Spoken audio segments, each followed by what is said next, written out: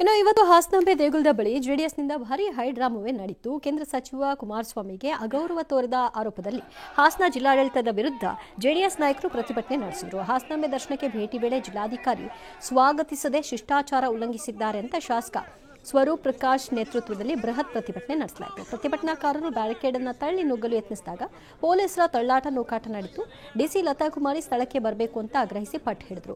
DC ಬರದೇ ಹೋದ್ರೆ ಇಲ್ಲಿಂದ 2 ದಿನವಾದರೂ ಹೋಗಲ್ಲ ಅಂತ ಶಾಸಕ ಸ್ವರೂಪ್ ಪ್ರಕಾಶ್ ಎಚ್ಚರಿಕೆ ಕೊಟ್ಟರು. ಪ್ರತಿಭಟನೆಯ ವಿಷಯ ತಿಳಿದಿದ್ದ ಹಾಗೆ ಸಚಿವ ಕೃಷ್ಣ ಬೈರೇಗೌಡ ಡಿಸಿ ಲತಾಕುಮಾರಿ ಅವರಿಗೆ ಶಾಸಕ ಶಿವಲಿಂಗೇಗೌಡಗೆ ಎಕ್ಸಿಟ್ ಗೇಟ್ನಲ್ಲಿ ತೆರಳುವಂತ ಹೇಳಿದ್ರು. ಮಧ್ಯಾಹ್ನವಾದರೂ ಡಿಸಿ ಸ್ಥಳಕ್ಕೆ ಬರದ ಹಿನ್ನೆಲೆಯಲ್ಲಿ ಶಾಮಿಯಾನ ಹಾಕಿ ಧರಣಿಗೆ ನಿರ್ಧರಿಸಲಾಯಿತು. ಆದರೆ ಹಾಸನಾಂಬೆ ದೇಗುಲದ ಕರ್ತವ್ಯದಲ್ಲಿದ್ದ ಡಿಸಿ ಸಂಜೆ ಹೊತ್ತಿಗೆ ಪ್ರತಿಭಟನಾ ಸ್ಥಳಕ್ಕೆ ಬಂದರು. ಪ್ರತಿಭಟನಾಕಾರರ ಮನವೊಲಿಕೆ ಮಾಡಿದ್ರು.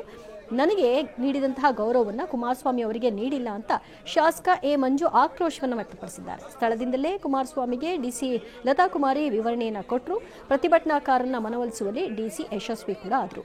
ನಾನು ಪ್ರೋಟೋಕಾಲ್ಗೆ ಜಾಸ್ತಿ ಇಂಪಾರ್ಟೆನ್ಸ್ ಕೊಡಲ್ಲ ಅಂತ ನಂತರ ಕೇಂದ್ರ ಸಚಿವ ಕುಮಾರಸ್ವಾಮಿ ವಿವಾದಕ್ಕೆ ತೆರೆ ಹೇಳಿದರು.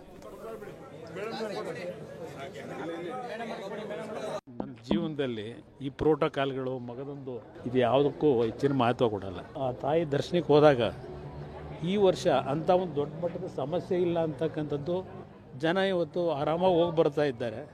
ನಮಗೆ ಬೇಕಾಗಿರೋದು ಅದು.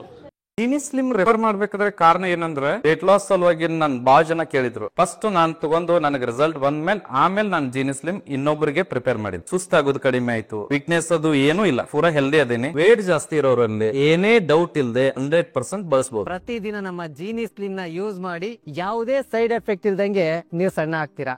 ಫೇರ್ ಕುಮಾರಸ್ವಾಮಿ ಅವರ ವಿಚಾರದಲ್ಲಿ ಅದ್ಭುತ. ಈ ಬಾರಿ ಅಂತೂ ಜನ ಯಾವುದೇ ರೀತಿಯಾಗಿ ಒಂದೇ ಒಂದು ಕಪ್ಪು ಚುಕ್ಕಿಯನ್ನು ಕೂಡ ತೋರಿಸಲಿಲ್ಲ. ಹೌದು, ಒಳ್ಳೆ ದರ್ಶನ ತುಂಬಾ ಚೆನ್ನಾಗಿ ದರ್ಶನ ಆಗಿದೆ. ಯಾವುದೇ ರೀತಿಯಾದಂತ ಕಿರಿಕಿರಿ ಆಗಿಲ್ಲ. ರಾಜಕಾರಣಿಗಳ ಸಲುವಾಗಿ ಅರ್ಧ ಸಮಸ್ಯೆ ಜನಕ್ಕೆ ಆಗ್ತಾ ಇದ್ದಿದ್ದು. ಈಗ ಒಳ್ಳೆ ದರ್ಶನ ಅವ್ರಗಳಿಗೂ ಆಗಿದೆ ಅಂತ ಅಂದ್ಮೇಲೆ ಸ್ಪೆಷಲ್ ಟ್ರೀಟ್ಮೆಂಟ್ ಏನು ಅವಶ್ಯಕತೆ ಇದೆ?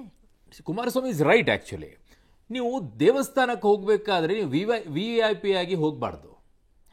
ನೀವು ಒಬ್ಬ ಭಕ್ತರಾಗಿ ಹೋಗ್ತೀರಾ. ಅಲ್ಲಿ ನಾನು VIP ಹೋದೆ, ಆಮೇಲೆ ನಾನು ಇನ್ನೊಬ್ಬ ಪೊಸಿಷನ್ ಇದ್ದಾಗ ನಾನು ಕೇಂದ್ರ ಮಂತ್ರಿ ಆಗೋದಿಲ್ಲ. Not good protocol. ಅದಕ್ಕೆ ಕುಮಾರಸ್ವಾಮಿ ಹೇಳಿದ್ದು ನಾನು ಅದನ್ನು ನಿರೀಕ್ಷೆ ಮಾಡ್ಕೊಳ್ಳೋದಿಲ್ಲ ಅಂತ ಹೇಳಿ. ಪ್ರತಿಯೊಬ್ಬರು ಯೋಚನೆ ಮಾಡ್ಬೇಕಾದ್ರೆ ಆಗಿರೋದು. ನಾನು ದೇವಸ್ಥಾನಕ್ಕೆ ಹೋಗ್ತಾ ಇದ್ದೀನಿ ಅಂತಂದ್ರೆ ತಲೆ ಬಾಕೊಂಡು ಹೋಗ್ಬೇಕು. ದೇವರಿಗಿಂತ ದೊಡ್ಡವ್ರು ನೀವಲ್ಲ, ನೀವು ಅವ್ರ ತೃಣಕ್ಕೂ ಸಮಾನ ಅಲ್ಲ. ಆಯ್ತಾ? ನೀವೆಲ್ಲ ಈ ಮನುಷ್ಯರೇ. ನಿಮಗೊಂದು ಪೊಸಿಷನ್ ಇದೆ, ಗೌರವ ಇದೆ, ಜನ ನಿಮ್ಮನ್ನು ಆಯ್ಕೆ ಮಾಡಿದ್ರಿಂದ. ಆದರೆ ಕುಮಾರಸ್ವಾಮಿ ಹೇಳಿದಾರಲ್ಲ, ನಾನು ಪ್ರೋಟೋಕಾಲನ್ನು ನಾನು ಇದನ್ನೆಲ್ಲ ಒಪ್ಕೊಳ್ಳೋಕೆ ಹೋಗಲ್ಲ ಅಂತ ಹೇಳಿ. ದರ್ಶನ ಆಗಬೇಕು ಅಷ್ಟೇ. It's A good initiative. ಹಾಗೆ ಪ್ರತಿಯೊಬ್ಬರು ಹಾಕ್ಕೊಳ್ಳಿ. ಕುಮಾರಸ್ವಾಮಿ ಅವರು ಹಂಗಾಗಿದೆ ಅಂತ ಹೇಳ್ಬಿಟ್ಟು ನೀವೆಲ್ಲ ಹೋರಾಟ ಮಾಡಿಬಿಟ್ಟು ಕುಮಾರಸ್ವಾಮಿ ಅವ್ರ ಹೆಸರನ್ನು ಕಪ್ಪು ಬಸಿ ಬಳಸೋ ಕೆಲಸ ಈಗ JDSನವ್ರು ಮಾಡಿದ್ರು. ಹಂಗಿದ್ರೆ ಹೇಳುವಂಥ ಲೀಡರ್ಸ್ಗಳು ಪ್ರೋಟೋಕಾಲ್.